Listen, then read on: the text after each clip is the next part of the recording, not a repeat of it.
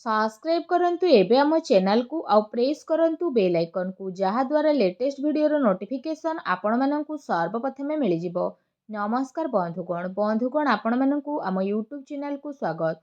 बंधुगण आज आमे जानिबा मासर द्वितीय सप्ताह अर्थात 8 रु 14 तारिखर दिनटी आपणकर किपरि कटिबो केउ प्रकार आजिर दिन को आपण माने प्लानिंग करिवे विशेष भाबरे जदि आमे आपण माननकु कहिबु तो आज आपणकर स्वास्थ्य किपरि रहिबो ता सहित आपणक क्यारियर किपरि रहिबो बिजनेस और व्यापार किपरि रहिबो ए दिन रे ता सहित स्वास्थ्यर महत्वपूर्ण इनफॉरमेशन मध्ये भिडियो रे आमे आपण माननकु कहबु और भिडियो शेष रे उपाय विषय मध्ये आमे आपणकु कहबु जहा द्वारा ए सप्ताह को आपण आहुरी अधिक शुभ और मंगलदायक भर साब्यस्त करि परिबे।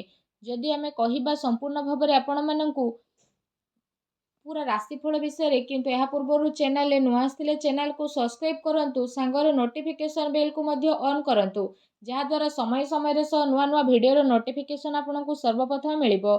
आसंतु जानिबा किपरि रहिबो 8 रु 14 तारिख पर्यंत दिन आपणकर।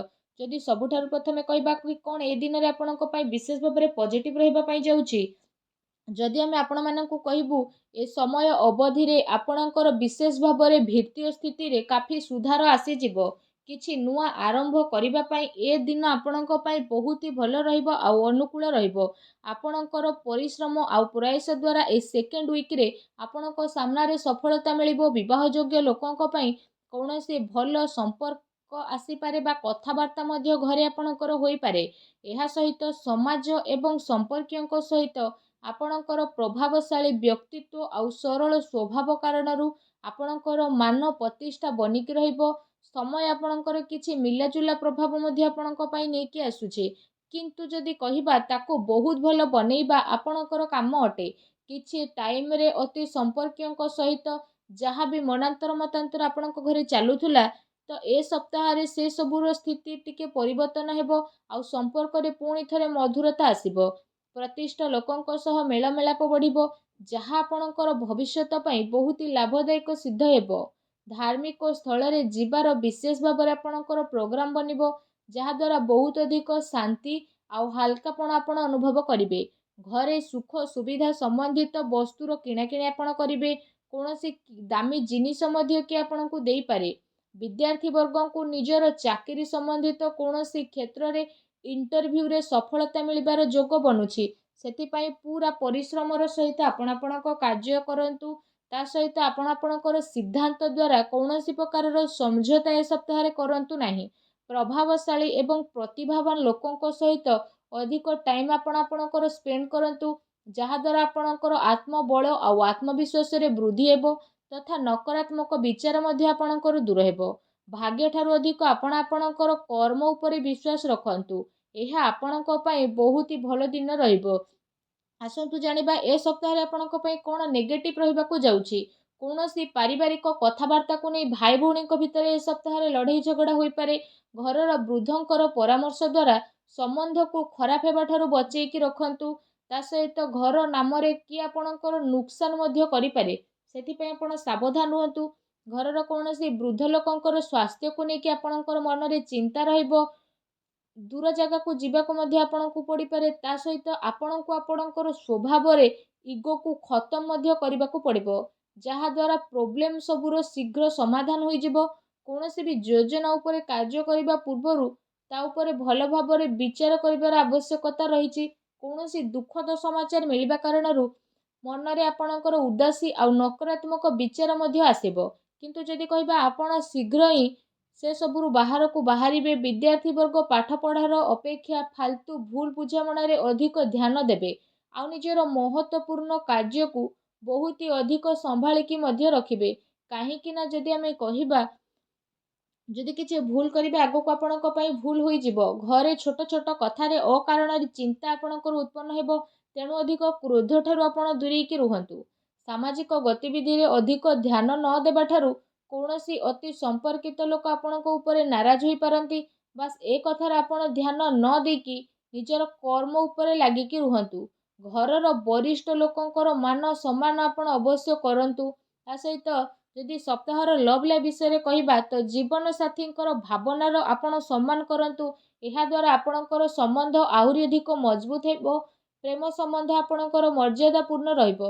କୌଣସି ବିପରୀତ ଲିଙ୍ଗୀ ବ୍ୟକ୍ତିଙ୍କ ସହ ମିଶିବା ଦ୍ୱାରା ଆପଣଙ୍କୁ ଆଶ୍ଚର୍ଯ୍ୟଜନକ ପ୍ରସନ୍ନତା ମଧ୍ୟ ଅନୁଭବ ହେବ।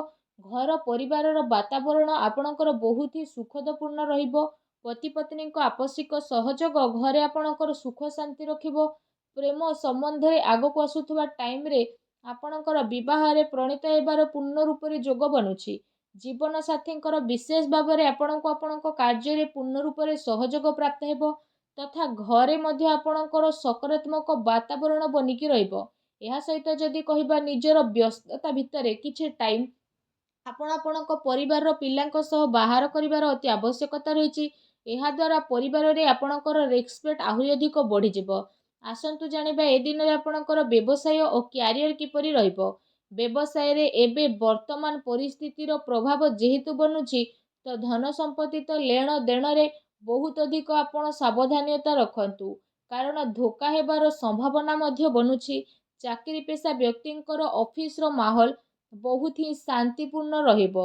ବିଶେଷ ଭାବରେ କାର୍ଯ୍ୟକ୍ଷେତ୍ରରେ ଯଦି କୌଣସି ପ୍ରକାରର ନିବେଶ କରିବା ପାଇଁ ଆପଣ ଚାହୁଁଛନ୍ତି ତ ସେସବୁ କାର୍ଯ୍ୟକୁ ଆପଣ ବହୁତ ହି ଗମ୍ଭୀରତାର ସହିତ ଜାଣିବେ।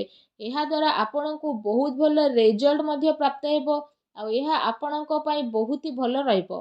ଚାକିରିରେ ନୂଆ ସମ୍ଭାବନା ମିଳିବାର ବହୁତ ଅଧିକ ଆଶା ରହିଛି। ଏହା ସହିତ କାର୍ଯ୍ୟକ୍ଷେତ୍ରରେ ଅନ୍ୟର ହସ୍ତକ୍ଷେପ ଦ୍ୱାରା କର୍ମଚାରୀଙ୍କ ଭିତରେ ମତାନ୍ତର ମନାନ୍ତର ହୋଇପାରେ। ସେଥିପାଇଁ ନିଜର ନିର୍ଣ୍ଣୟକୁ ପ୍ରାଥମିକତା ଦିଅନ୍ତୁ ତଥା ବ୍ୟବସାୟିକ ଗତିବିଧିରେ ନିଜର କଡ଼ା ନଜର ରଖନ୍ତୁ। ଏହା ସହ ଚାକିରି ପେଶା ବ୍ୟକ୍ତି ମଧ୍ୟ ଅଫିସରେ ପଲିଟିକ୍ସର ଶିକାର ମଧ୍ୟ ହୋଇପାରନ୍ତି, ତେଣୁ ଟିକେ ସାବଧାନ ରୁହନ୍ତୁ। ଏହା ସହିତ ଏ ଦିନରେ ଆପଣ କୌଣସି କାରଣରୁ କାର୍ଯ୍ୟ କ୍ଷେତ୍ରରେ ଅଧିକ ସମୟ ଦେଇପାରିବେ ନାହିଁ ତଥା ସହଯୋଗୀ ଏବଂ କର୍ମଚାରୀଙ୍କର ଆପଣଙ୍କୁ ଉଚିତ ସପୋର୍ଟ ମଧ୍ୟ ମିଳିବ।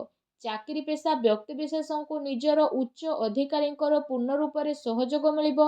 ବ୍ୟବସାୟିକ କ୍ଷେତ୍ରରେ ଯଦି କହିବା ଆପଣଙ୍କର କାର୍ଯ୍ୟକ୍ଷମତାର ସଫଳତା ମିଳିବା କାରଣରୁ ବହୁତ ଅଧିକ ସଫଳତା ଆପଣ ପାଇ ମଧ୍ୟ ଯିବେ। ଏହାଦ୍ୱାରା ପ୍ରତ୍ୟେକ କାର୍ଯ୍ୟକୁ ଆପଣ ବହୁତ ହି ଗମ୍ଭୀରତାର ସହ ଆଗକୁ ନେବେ।